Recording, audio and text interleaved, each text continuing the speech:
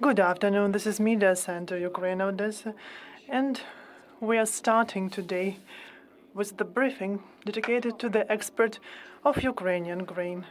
We are having with us online Pavlo Koval, the General Director of the Ukrainian Agrarian Confederation. Thank you very much for joining us today. Good afternoon, dear colleagues. So, let's discuss what's going on with the export of Ukrainian grain. We know that embargo on export is no longer there, but there are the EU countries that continue to block export of the Ukrainian grain, namely Poland, the Slovak Republic, and Hungary. Yes, the situation is rather difficult when it comes to export of grain from Ukraine. We need to talk about several aspects. These are the leftovers, the harvested, collected of our oil, soybean, and we still do harvest corn and some other cultivates, and what can be left on the domestic market, and those crops that we can export. So the question about the export. The situation is really difficult. Grain corridors have been out of operation for the last 2 months. And there are some expectations for temporary corridors that have been offered by the naval forces of Ukraine. And we know that 5 cargo commercial vessels have left ports. Yesterday, one more vessel also left the port, loaded with metals and rapeseeds. But we call this evacuation. So these are the vessels that have been blocked in our ports because of the full-scale invasion. And we have information that 2 vessels are ready to call our ports. This from Palau. And as for the teams and crews on those vessels, there are several countries represented: Turkey, Egypt, perhaps Bulgaria and Ukraine. So they will test these temporary corridors. The ports for export of new crops as barley, rapeseeds, etc., they are out of operation now. Only railway and road transport are operative, and also the Danube ports. If we analyze what we have at the moment, as for the biggest sea motorways, as for the Danube ports, there are some proceedings. There is the position of the Romanian party that helps in this process. As for the railway and road border crossing points, we have 14 of them. Only one of them is out operative at Rava-Ruska BCP, and at 13 railway points we can work. But you're right in your question, what countries are ready to get our cargo after the 15th of September. We understand the position of Poland. And we can see different statements of Polish politicians. And this is clear because they're on the eve of elections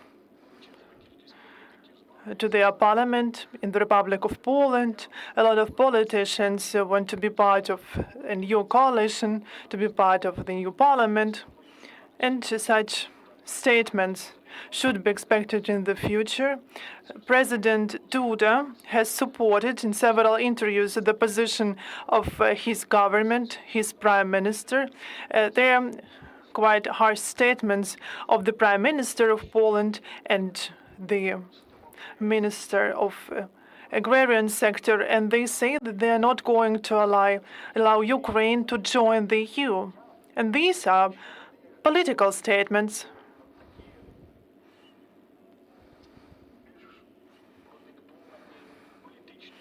And I think that these are related to political issues, not to economical issues. And there is also the legal aspect. And I will also need to mention it today. So the Poland has said that even if the Euro Commission is going to lift embargo, and actually this is what was done by the European Union since night of there should be no embargo, but Poland is now supported with Hungary, and they say that even despite the decision of the European Commission, they are going to ban Ukrainian grain and cereals in their countries.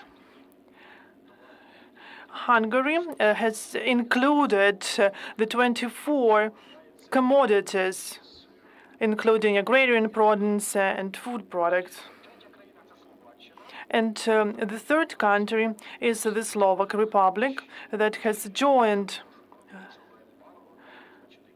its neighbors, and they continue to embargo for the unknown period. There are two more countries that are the part of these relations, Bulgaria and Romania.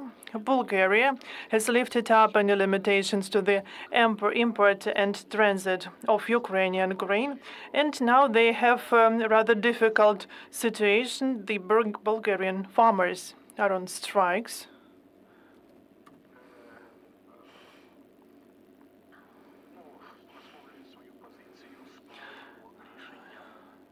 So they do not agree with the parliamentary decision.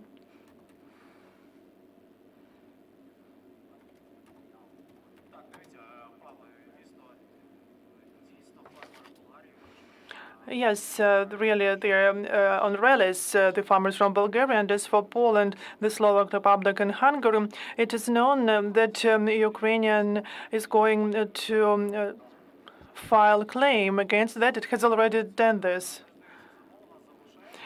So the grain is still there in our warehouses, and we need to do something with it.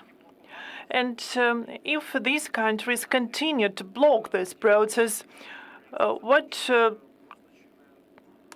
is the future of the Ukrainian grain? Will it be destroyed if there is no way out? No, it will not be destroyed. We have enough elevators, but we harvest, for example, sunflower seeds and still barley and rape are still there. It has not been, these crops have not been exported, and there are several million tons together with corn and oil. 3 countries have already blocked the process, and we should not expect the quick decision of the court. And I think till elections, Poland will not change its position, and we will use these countries as the countries that we have as transit countries. If there will not be additional complications from phytosanitary services, some carriers, if there are no rollers on the part of the European countries, the transit will continue to the Polish ports. Yes, there could be some difficulties, but the transit will be there. So that will be a yearly logistics task, and in October, in November, we can face some problems with warehouses. Last year, we managed. We used temporary warehouses, we used slaves for storage, but there is one more issue in the economic domain. Such leftovers that we have from the previous year affect prices. We have new crops harvested, and they complicate logistics for grains and oil and seeds. They also affect the situation. And you know that 8,000 is the price for sunflower from the field. This is the price for micro plantations and producers. This is the price as it was before the war. It has never been like that before. And if oils, if sunflower will not be profitable, we will have a difficult situation with harvesting and sowing, especially spring sowing campaign. And especially this will be for micro, small, and medium enterprises. And the problem will be deteriorated in the future. What we can guarantee, there will be no issues with the food safety inside the country.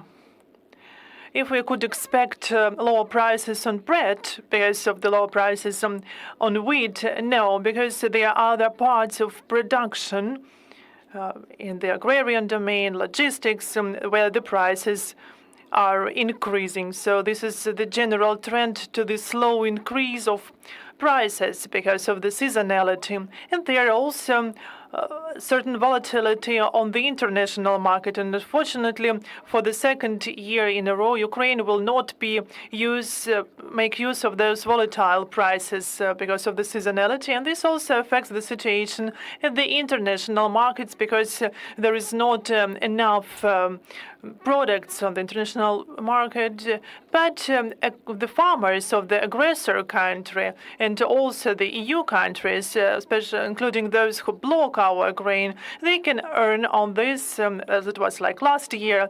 The producers from Poland, from Bulgaria, from Romania, others, they were able to earn money. And the infrastructure can also earn because of the transportation. Actually, they were able to buy our grain to export to our traditional markets last year. And of course, this is not good for our economic situation. And the decisions of the European Commission and the decisions of our our Eastern European countries, they are also noticed by the countries from the Western Europe, like Spain, Germany, France, the Netherlands, and there is the majority of this country, because they're like 20, 22, 23 against 5, 6 countries. They are just not satisfied with the decision. They express their diplomatic position, but we can take the price on the kilo of the baked bread in Poland and in Madrid, Athens, Lisbon, and we can see the difference. And perhaps in this case, we can understand that not the whole Europe supports this position. And the last country, the fifth country, and Romania. This is the country with which we have the record traffic.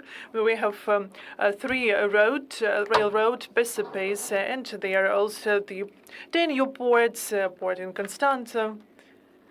And we have some tools that we can also use. They also are not sure about whom to support in this situation, Poland, Hungary, and Bulgaria or not. So they will prolong embargo for 30 more days, and they are waiting for proposals from us. And what proposals they can expect from us? We have the representatives of Ukraine who have announced the claim filed to the court. We should not expect a quick decision here. And we still need to wait for 15th of October, the day of elections in Poland. They will need like around 2 weeks to count votes, to form a coalition, and then we can discuss some prospective dialogue with the new parliament. This is the landscape of the situation, yes. Thank you. And some short questions to you. After liberation of the so-called boycott towers, can we say that this so-called grain corridor will be more or less operative again? Can we expect the increased number of vessels in this area? The number of vessels has already been planned by the naval forces of Ukraine, and even before the so-called liberation of the boycott towers. Russia used its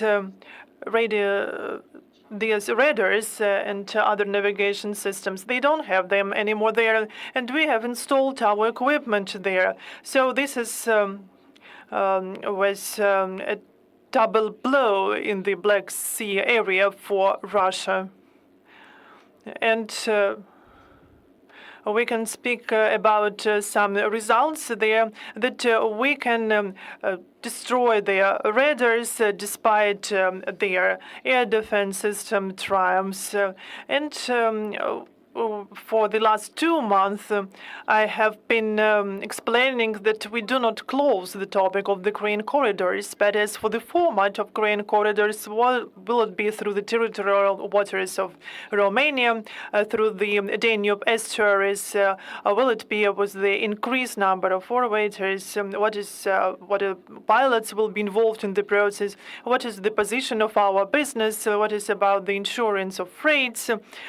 There is a whole number of questions, but there are several platforms that try to find solutions, and I hope that Turkey is still wants to continue these grain corridors, because that was important for Erdogan from political and geopolitical point of view, and I hope that the negotiations will take part in the future. Our president will also meet Duda, and they, of course, will discuss the export and import of grain and grain corridors.